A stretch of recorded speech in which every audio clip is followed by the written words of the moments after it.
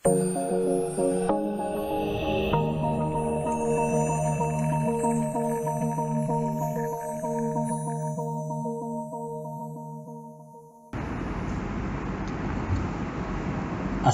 warahmatullahi wabarakatuh. Selamat pagi semuanya. Salam Budi Luhur. Bertemu lagi dengan saya di video perkuliahan mata kuliah desain dan algoritma di pertemuan ke-14, atau bisa dikatakan ini adalah video terakhir untuk mata kuliah desain dan algoritma di tahun akademik 2020-2021 semester dasar.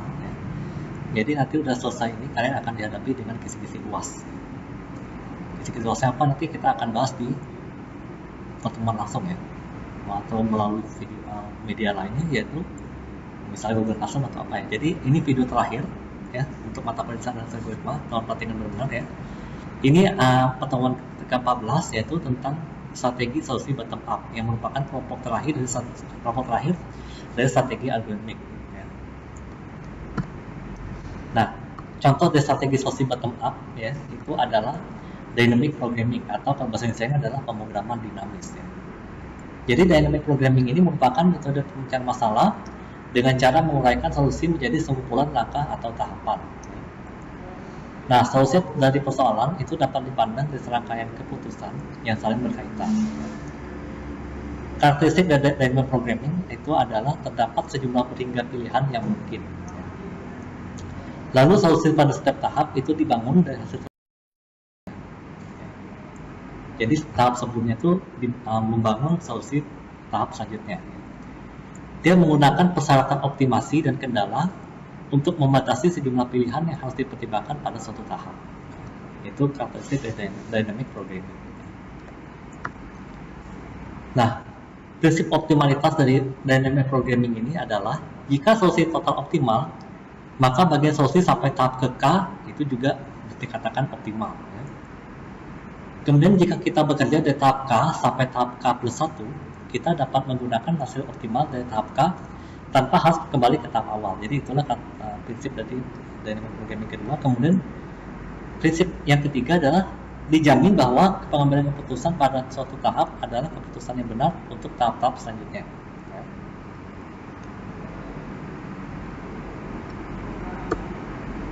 Nah, jadi secara sekilas bahwa dynamic programming ini sangat mirip dengan algoritma greedy, cuma ada perbedaannya ya. Kalau algoritma greedy sudah kita bahas sebelumnya, itu hanya satu rangkaian keputusan saja yang pernah dihasilkan. Sedangkan dynamic programming dia mempunyai lebih dari satu rangkaian keputusan yang dihasilkan ya. Nah, untuk dynamic programming ini karena dia banyak keputusannya, maka dia hanya memenuhi prinsip optimalitas saja yang akan dihasilkan ya. Jadi dia bukan dia tidak sembarangan. Kalau greedy dia bisa jadi sembarangan, tapi kalau dynamic programming dia bisa data yang benar, sudah pasti benar ya. Seperti itu. Nah, pendekatan dari dynamic programming ini ya, misalnya ada x1 sampai xn ya, yang menyatakan variabel keputusan yang harus dibuat masing-masing untuk tahap 1, 2 sampai tahap n ya. Ada dua jenis ya dynamic programming ini. Yang pertama itu forward atau top down dynamic programming. Dia akan bergerak mulai dari tahap 1, kemudian maju ke tahap 2, 3 dan seterusnya sampai tahap ke n ya. Jadi urutan variabel keputusannya adalah x1 sampai xn ya. Kemudian ada backward atau bottom up dynamic programming. Dia bergerak mulai dari tahap ke n, kemudian mundur ke tahap n1, tahap 1 ya. Nah, urutan variabel keputusannya adalah xn sampai x1. Jadi dia mundur, namanya juga backward. Yang tadi itu forward artinya maju, yang backward artinya mundur ya.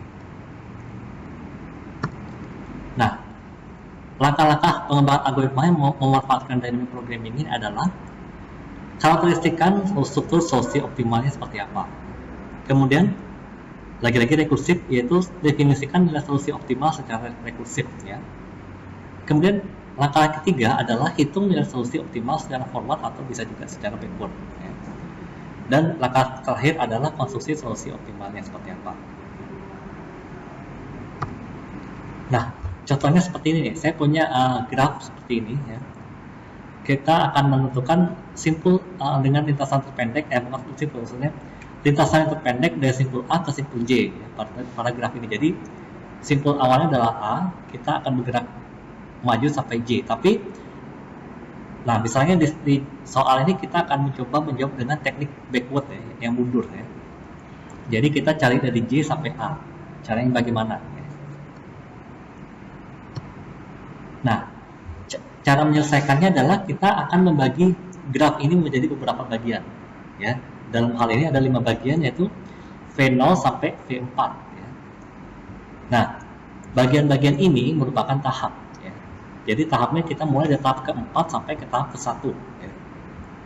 Sehingga rute yang dilalui adalah X0, kemudian maju ke X1, X2, kemudian ke X3, dan terakhir ke X4.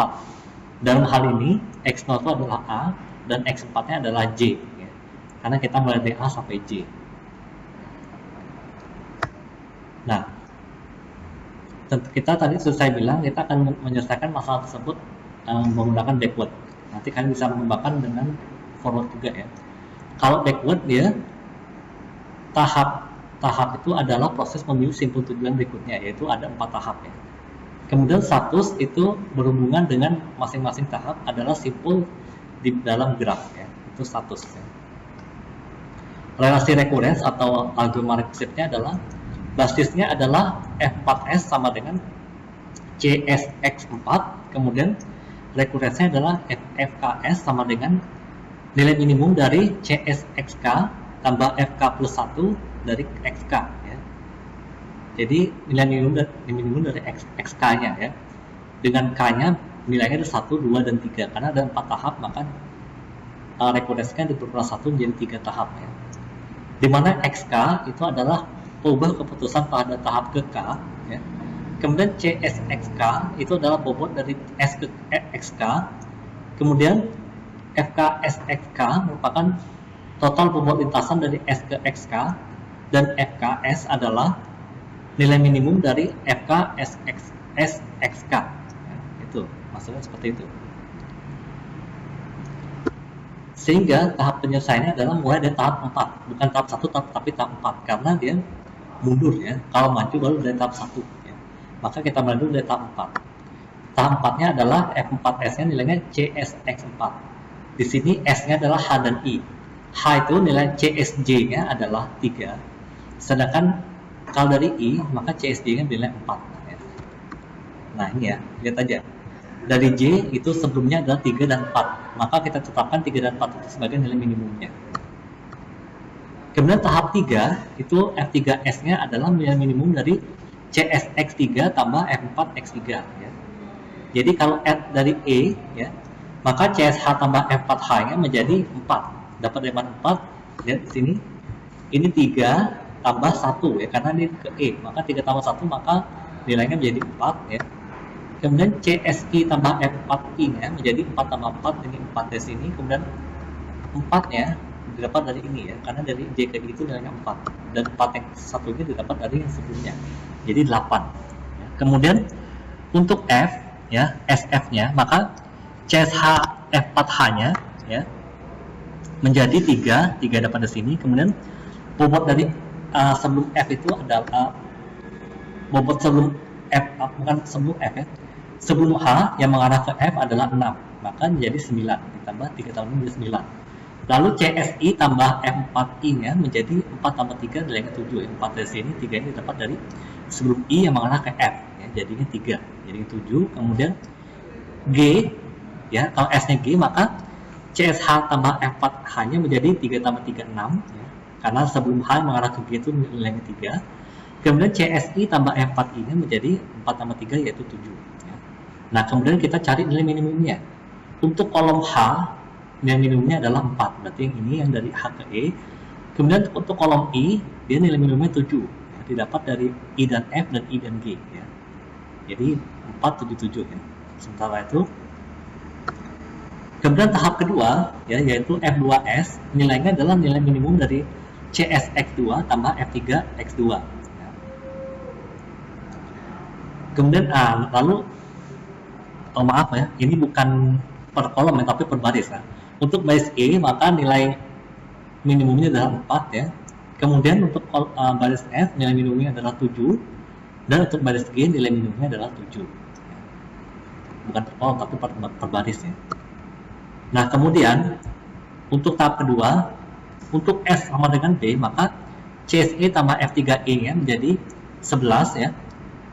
4-nya dapat dari mana? 4-nya didapat dari nilai minimum tadi ya, yang tahap ketiga. Sedangkan 7-nya didapat dari E ke B itu berapa jaraknya, ya, bobotnya. Berarti 7 ya. Berarti 11. Kemudian CSF tambah F3F-nya adalah 7. 7 didapat dari sini tadi ya, yang minimumnya 7. 7, 4 tambah 4 berarti 11 ya. 4 itu didapat dari jarak dari F ke B nya berapa, untuk 4 ya, jadi 11. Kemudian CSG tambah F3G ya, nilainya adalah 7. 7 didapat dari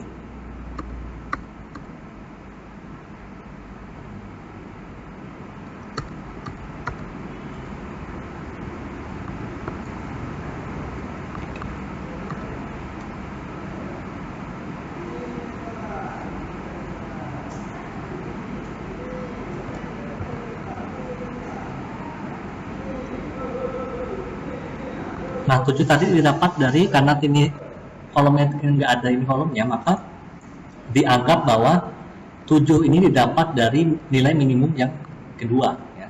Kita ngambil yang kedua menjadi 7 tambah 5. 5 tadi adalah jarak dari G ke B ya.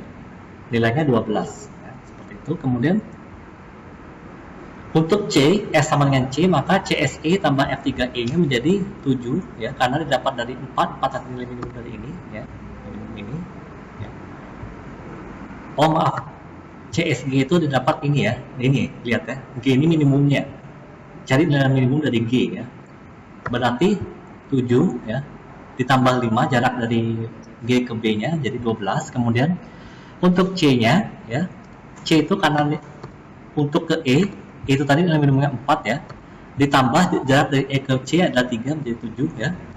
Kemudian CSF dari CSF tambah F3F-nya ya, 7 tambah 2, 7 ini didapat dari sini ya, nilai minimum dari ini ya, dari F tadi. Kemudian tambah 2, jarak dari F ke C adalah 2, jadinya 9 ya. Kemudian CSG tambah F3G, nilai minimum G-nya adalah 7, ditambah jarak dari C ke G-nya adalah 4, jadinya 11 ya. Kemudian D ya, untuk S sama dengan D, maka CSE tambah F3E-nya menjadi 4. 4 didapat dari nilai minimum untuk E tadi, ditambah jarak dari E ke D adalah 4, jadinya 8. Kemudian CSF tambah F3F ya, nilai minimum dari F adalah 7 ya, ditambah 1 yaitu jarak dari D ke F nya 1 menjadi 8. Lalu CSG tambah F3G ya. CSG berarti 7 didapat dari nilai minimum G nya, kemudian tambah F3G, G-nya didapat dari jarak dari D ke G ya, yaitu 7 tambah 5 menjadi 12 ya. Terakhir itu tahap 1, yaitu F1S sama dengan nilai minimum dari CSX1 tambah F2XS1 ya. Hanya ada satu pilihan, yaitu A, S-nya. Jadi CSA tambah F2B ya, jadinya adalah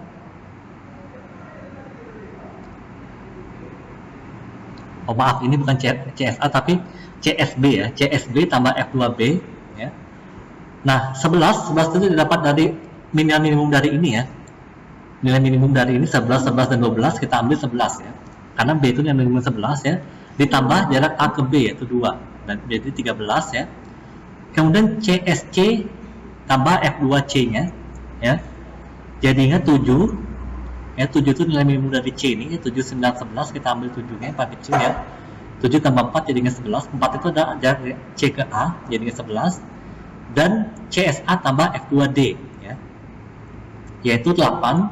8-nya diambil dari sini, minimumnya itu 8, 8, 12, jadi 8, nilainya 8. Ditambah F2D, F2D-nya adalah 3. 3 itu adalah jarak dari A ke D-nya. 8 tambah 3 jadi 11 ya. Nah, dari tabel-tabel perhitungan sebelumnya itu dapat diketahui bahwa panjang lintasan terpendek itu adalah 11 ya, 11. Jadi rute yang mempunyai lintasan tersebut adalah ya, lihat rutenya adalah dari ada ini ya, ada 3 alternatif ya, yaitu A, C ya, A yang ini, kemudian C, lalu E kan minimum ini kan, ACE, kemudian HJ-nya adalah dari sini ya, HJ, ya, HJ, kemudian ADE, HJ, ini ADE, HJ, ini ya, kemudian ADA, ya, ADF, ini ya, ADF,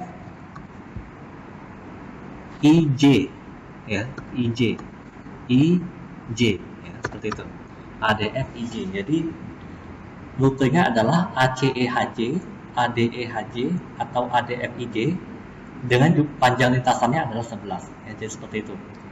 Kalau kalian mau tahu lebih lanjut, silahkan kalian cari lagi bahan di internet atau di buku referensi ya, tentang Alberman Dijkstra. Jadi ini adalah Alberman Dijkstra. Ini tidak ada contoh programnya karena saya belum menemukan contoh program yang pas ya untuk pertemuan kali ini ya. Jadi silakan kalian cari sendiri kalau kalian mau tahu ya, silakan kalian cari sekunderi kemudian jalankan sendiri ya. Mohon maaf ya. Jadi video kali ini cukup sekian ya. Sampai jumpa di mata kuliah lain ya. Di semester depan mudah-mudahan kita ketemu lagi di mata kuliah yang berbeda ya.